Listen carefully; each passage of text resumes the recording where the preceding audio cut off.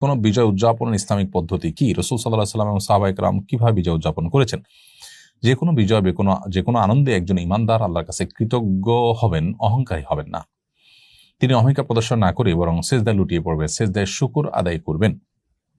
এছাড়া আল্লাহ তাআলা বলেছেন, ইদা জাআ নাসরুল্লাহি ওয়াল ফাতহ, যখন আল্লাহর সাহায্য এবং বিজয় আসবে, ওয়া রাআইতান নাস ইয়াদখুলুনা ফি দীনিল্লাহি আফওয়াজা, এবং মানুষকে দেখবে দলে দলে আল্লাহর দ্বীনে প্রবেশ করছে, অর্থাৎ বিজয়ের আলামত যখন দেখতে পাবে।